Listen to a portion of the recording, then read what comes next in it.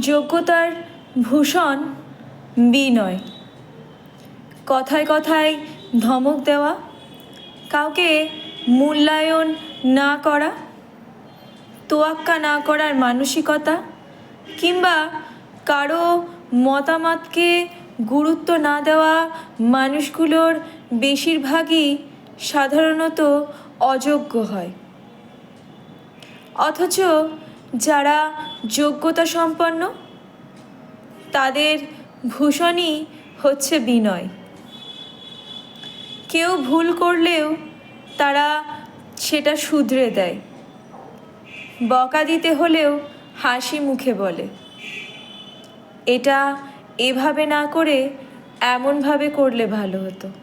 সবাইকে তটস্থ রেখে, গলার স্বর উচ্চ রেখে কিংবা আগ্রাসী মনোভাবে যারা কাজ আদায় করতে চায় তারা শেষমেশ মানুষের মন থেকেই হারিয়ে যায়। কোথাও থাকতে হলে ভালোবেসে ভালোবাসায় থাকাটা জরুরি। ভালোবেসে শাসন করতে পারাটাও যোগ্যতা।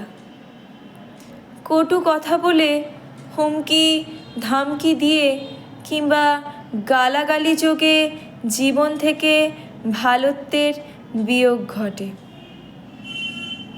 ক্লাসের প্রকৃত মেধাবী শিক্ষার্থীদের বড়াই থাকে না। একজন কাজ জানা দক্ষ মানুষের অহংকার থাকে না, কিংবা একজন সফল বস আত্ম অহমিকায় ভোগেন না।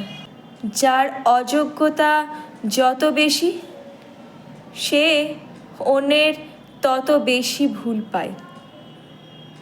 মানুষকে আঘাত করে তৃপ্তি পায়, মানুষের ভুল ধরে সুখ পায়।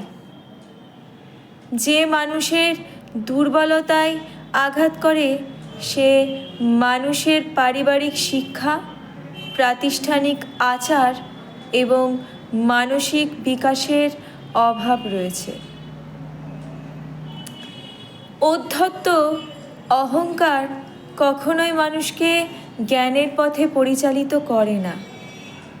ক্ষমতার দম্ভে যে বড়াই জন্মে সেটা মানুষকে ধ্বংসের কিনারায় টেনে নিয়ে যায়।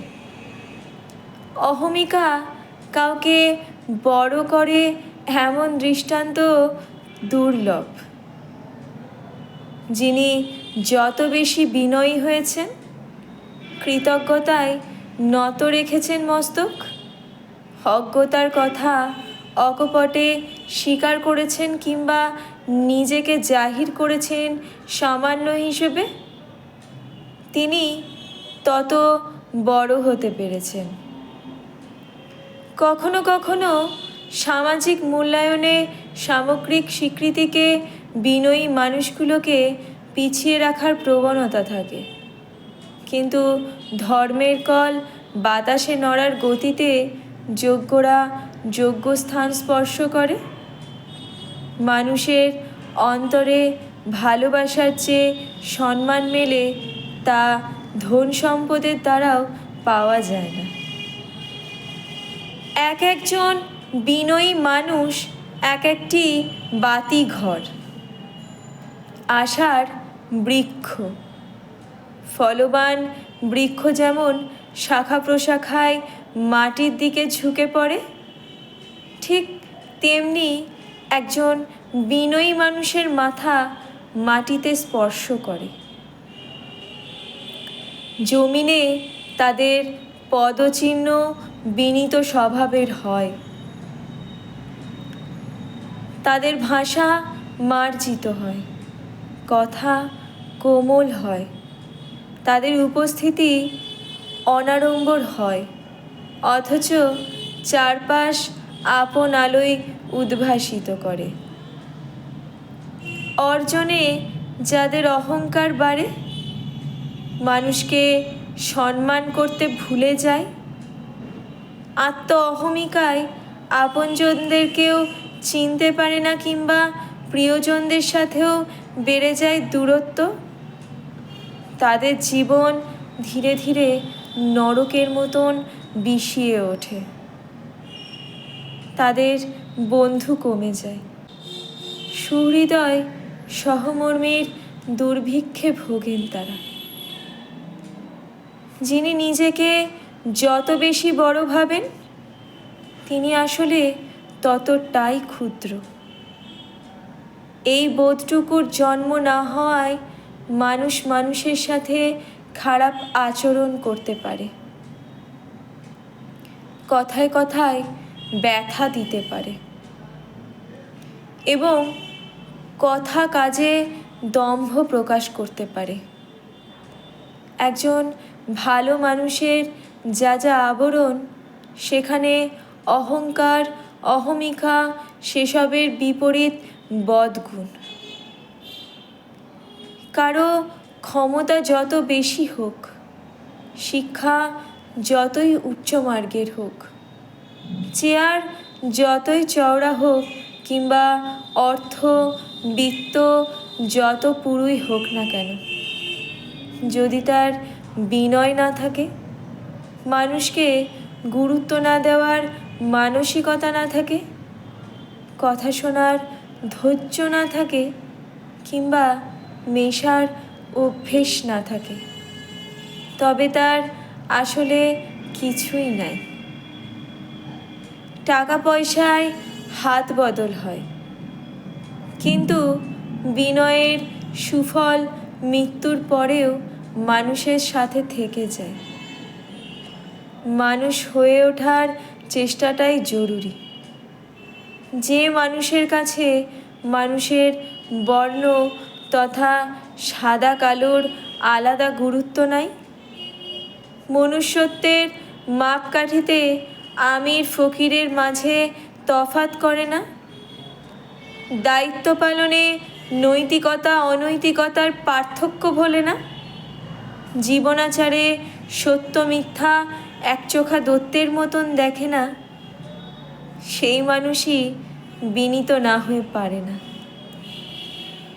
যারা ভুল হলে বুঝতে পারা মাত্র দুঃখিত হয়, ক্ষতি পুষিয়ে দেয়, তারাই শ্রেষ্ঠ মানুষ,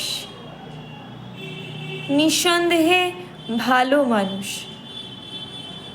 যারা অহংকারী, তাদেরকে যেমনভাবে মানুষেরা পছন্দ করে না, ভালোবাসা পায় না, তেমনিভাবেও স্রষ্টাও অহংকারীকে অপছন্দ করেন এবং তাদের থেকে বরকত, রহমত তুলে নেন। সেই জন্যই সফলতার চূড়া থেকেও কেউ কেউ ভূপাতিত হয়, লাঞ্ছিত হয়। খুব বেশি বড় হওয়ার দরকার নেই। জীবনের সব ক্ষেত্রে কিছুটা বিনয়ী হন। বিনয় আপনাকে বড় করবে। মানুষের ভালোবাসা অর্জনের মাঝে যে তৃপ্তি, তা উদ্ধত অহংকারী কোনোদিনও উপলব্ধি করতে পারবে না।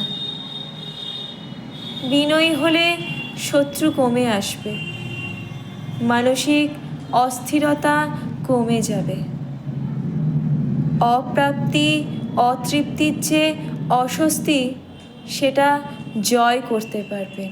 বিনয়ের মোড়কে জড়ানোর যোগ্যতা হলে আপনার বাকি সব অযোগ্যতার দুর্নাম মুছে যাবে।